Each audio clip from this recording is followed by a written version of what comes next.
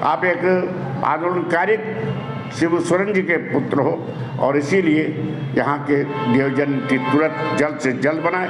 कोल mafia और police की अवैध कमाई करोड़ों में है, कड़ी से कड़ी कार्रवाई कोयला माफिया का और उन पुलिस पदाधिकारियों को जो पदाधिकारी है जिनके सह पर जिनके मेल से कोयला की तस्करी हो और कड़ी से कड़ी कार्रवाई करें।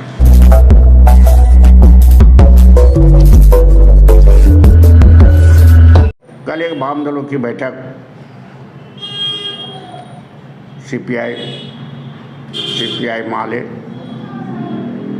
सीपीएम के पदाधिकारियों की बैठक सीपीएम के कार्यालय में हुई, जिसकी अध्यक्षता मैं ही किया था। हमारे साथ सीपीएम के राज्य सचिव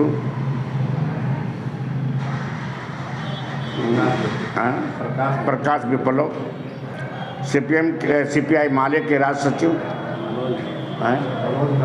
मनोज भट्ट, साथ ही कई नेता सीपीआई के सीपीएम के माले के लोग थे। अभी जो भाषा के विवाद खड़ा हुआ है उस पर भी हम लोगों ने विचार किया और लगता है ये 22 साल अब बीतने जा रहा है झारखंड अलग से, अभी तक कोई नियोजन नीति नहीं बनी और न विस्थापन नीति बनी। विस्थापन आयोग का भी गठन नहीं हुआ। लोगों ये उम्मीद थे झारखंड के लोगों की झारखंड अलग बनेगा, राज्य होगा, झारखंड बनेगा तो यहाँ के बेरोजगारों को रोजगार मिलेगा, लेकिन रोजगार बनाने की कोई नीति नहीं बनी। शुरुआती दौर में एक डोमिसाइल पर नीति बनाने का फैसला लिया था जब बाबूलाल मरांडी मुख्यमंत्री थे, जिसे हाईकोर्ट और ने रोक दिया और केंद्र सरकार ने भी कहा कि डोमिसाइल नीति बनाने का काम केंद्र सरकार करती है, इसलिए वो हाईकोर्ट ने उसको रिजेक्ट कर दिया और कहा कि इसको विचार करें।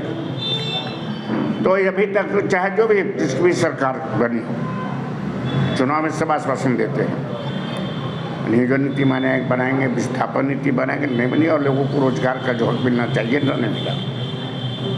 इसलिए हम लोगों ने तय किया, कल काफ़ी आपसे एक सर्वसम्मति से राय बनी है कि सरकार तुरंत नियोजन नीति बनाए और बेरोजगारों को काम की व्यवस्था करे, बेरोजगारों को रोजगार दे।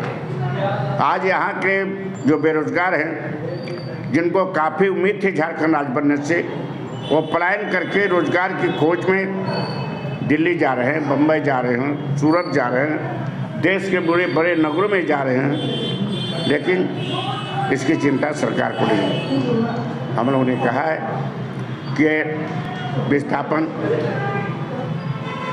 की भी नीति बनाए, विस्थापन आयोग का गठन करे, ये नियोजन नीति बनाए।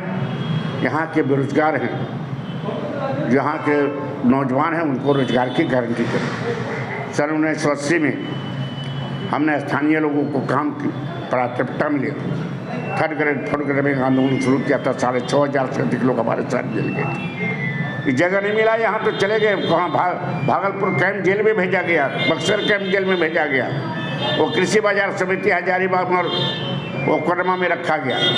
उसी समय 1982 में तय हुआ था जब जगन्नाथ प्रसाद थे कि फोर्थ ग्रेड के कर्मचारी की बहाली में 100% स्थानीय लोगों का, जिले के लोगों का।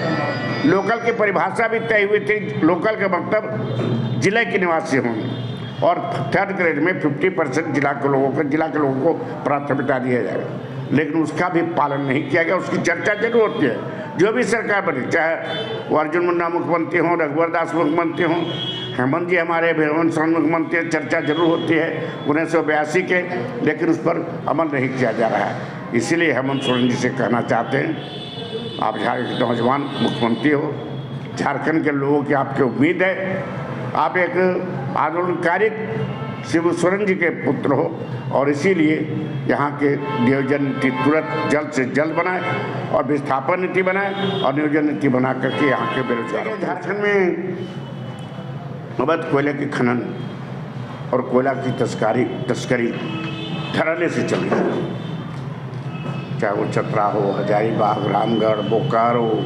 धनबाद, दुमका, गोड्डा, कोई भी जिला, रांची। तो इस आज 500 से अधिक ट्रक रोज वो बनारस और डेहरी जॉनसन की मंडियों में जा रहा है। लगातार मीडिया के बारे में बातें आ रही है, लेकिन कोई कार्रवाई नहीं हो रही। इसमें सारे पुलिस और प्रशासन के लोग मिले हुए हैं। पुलिस के कहिए देख रेख में ये सारे कोयला की तस्करी होती है। अभी हाल में निरसा में 50 फीट का चाल धंस गया, 1 दर्जन से ज़्यादा लोगों की मृत्यु हो गई। सारे मीडिया अखबार में 100 से ज़्यादा खनन, अवैध खनन केवल निरसा में हो रहा है। अब धनबाद जिला में इस हिसाब से तो 500 से ज़्यादा हो रहा है। उसी तरह से कहीं 100 कहीं 50, वो चाहे CCL के बनकर खदान हो या फिर BCCL के हों या फिर वो ECCL के हों, अवैध जहाँ बंद है वहाँ से चल रहा है।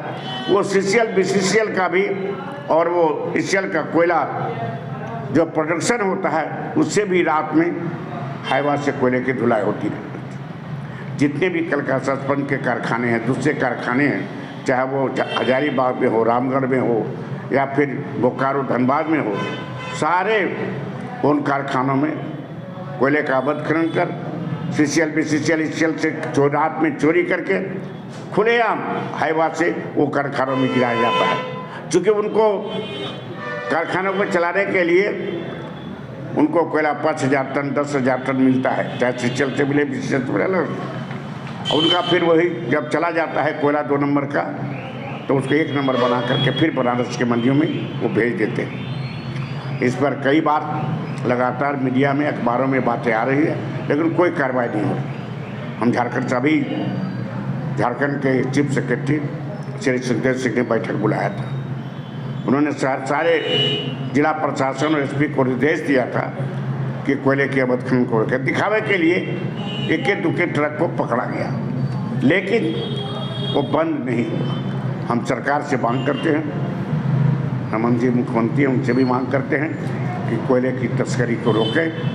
ये अरबों रुपया का नुकसान हो रहा है। कोल माफिया और पुलिस की अवैध कमाई करोड़ों में है, इसको रोकें। और जो आपको भी रॉयल्टी में जो घाटा हो रहा है, जो सरकार की आमदनी होती, इस पर रोक लगा। उसके कड़ी से कड़ी कार्रवाई कोयला माफिया का और उन पुलिस पदाधिकारियों को जो पदाधिकारी जिनके सह पर जिनके मेल से कोयला की तस्करी हो, उन पर कड़ी से कड़ी कार्रवाई करें।